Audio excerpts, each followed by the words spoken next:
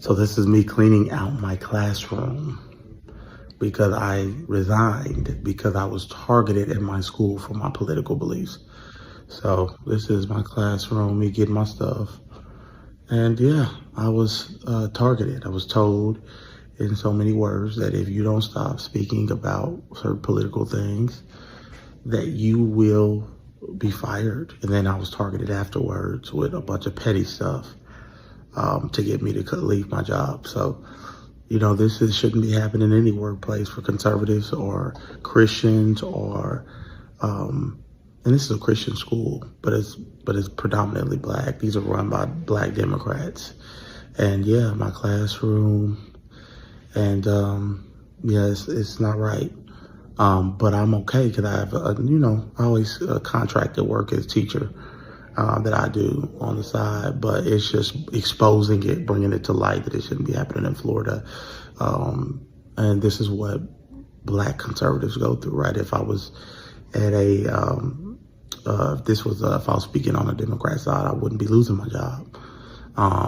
But, you can't speak as a Republican. You can't speak as a conservative without losing your job. After my Jubilee interview, I was brought in by my dean and told in so many words, you cannot speak about that. You have to, we're going to watch your Facebook. We're going to watch your social media. You won't be allowed to speak about it. And I refuse to not speak about what I want to. Hello, welcome to my YouTube channel. If this is your first time, welcome on board. So this black MAGA, right, he's known to make some negative rhetorics against the liberals, against other people other than their MAGA, lords. So, and he's been instantly fired, right? And he is here on this internet street trying to garner some kind of support from his MAGA people. And we all know these people, whenever they come out, they are usually trying to look for like some sort of popularity. To me, it's like a popularity stunt kind of a thing,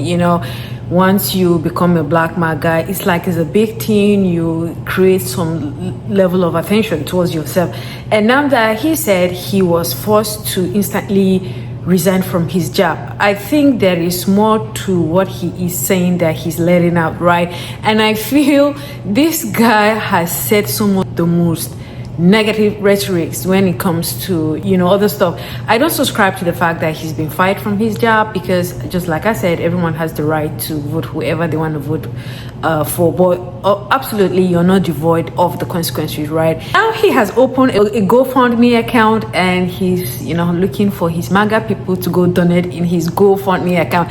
I'm telling you, these guys at this point are not into the whole Trump MAGA thing as it is. I feel they just want to ride on this wave of popularity and make money, because I don't understand. You say you have a side hustle as a contractor, so why are you opening a GoFundMe account, right? For what exactly, right? So guys, what do you think? Please drop your thoughts in the comments. When I became a Christian, I became a black conservative, right? I was a black liberal for a very long time. But when I became a Christian, I became a black conservative. Why? Because I believe that Christianity is incompatible, right? The policies of the Democratic Party is incompatible with Christianity, right? You cannot call yourself, well, you can. I'm not going to say people who are Democrat are not Christians, because that's not true. But you cannot call yourself practically a believer and vote based off your Christian beliefs and look at the ballot box and say, I'm going to vote for transgenderism. And the Bible is against it, period. You can read it from Genesis to Revelation. This is my field of study. This is my bachelor's, my master's, all that's in theology, right? You can read it from beginning to end. God is very clear. We can go to Sodom and Gomorrah, what he did there. We can go to Romans, what it talks about homosexuality, and call it an abomination and all that, right?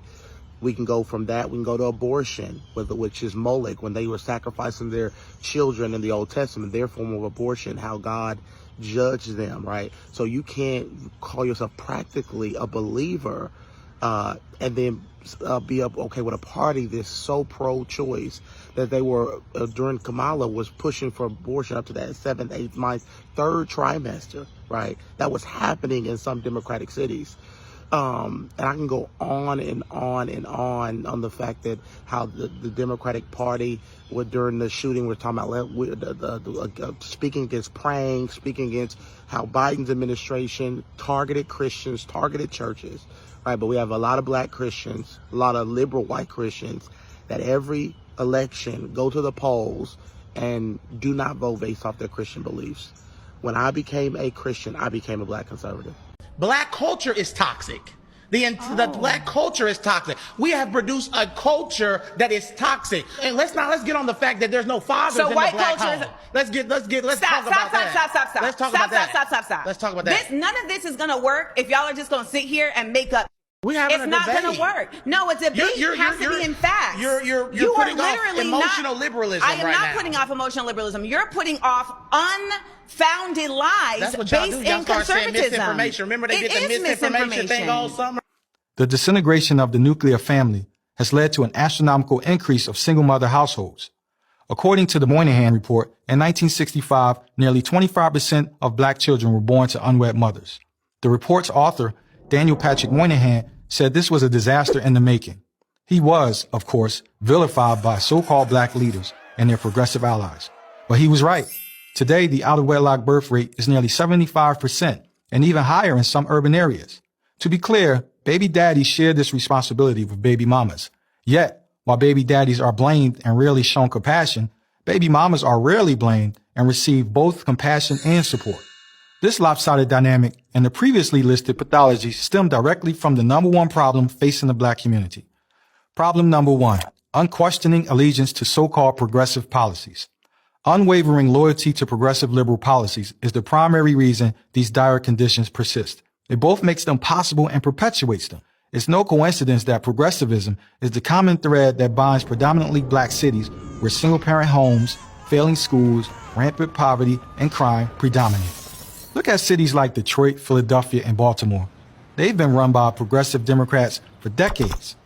If their liberal policies were at all... Watch this radical liberal woman explode in rage after she is called out by a black conservative man.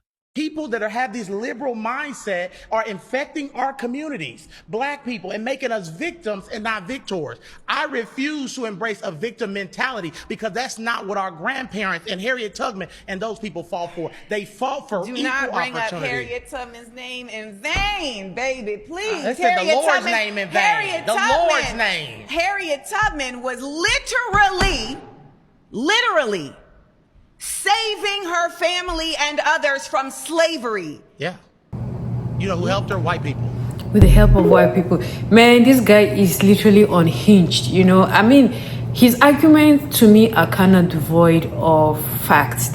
It does not hold any water, right? If you want to argue about something, you keep on saying black men are known to, live. You know, the whole black culture is very toxic. Like, really? Is this what you come on the internet streets and be saying, right? I mean, you're a black person, and I'm sure at some point you might have been toxic to a black woman, and now you're here forming as if you're all saint and all of that. Black culture is toxic. Black this is toxic. Jeez, who paid you to be doing that? Like, yeah, every race, every group of people, there are issues that are peculiar to them, but who gives you the audacity to come and ostracize your people on these internet streets? It just doesn't make sense to me. Like, if you want to be MAGA, be MAGA. You're free to be MAGA. You're free to be a conservative. Everyone is free to be a liberal, right? But this going back and forth, and and I guess that was one of the reasons why you got fired in the first place, because you're unhinged. I mean, you could have a very balanced argument without coming outrightly downplaying the suffering of your people.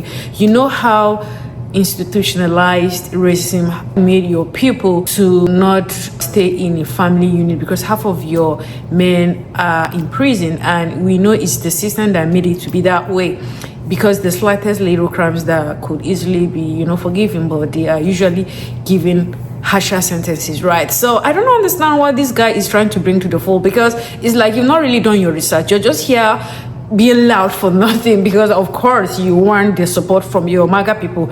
It's all about the money. It's not about that you're a Christian conservative. It's all about the money and popularity that you're getting right now. So guys, please drop your thoughts in the comments and let me know how you feel exactly about this black MAGA brother. I cannot believe how the black community is treating Snoop Dogg. Do you hear what I just said? I cannot believe how the black community is treating Snoop Dogg, right? Like, first we got D.L. Hughley, who has become a washed-up comedian that's not even known.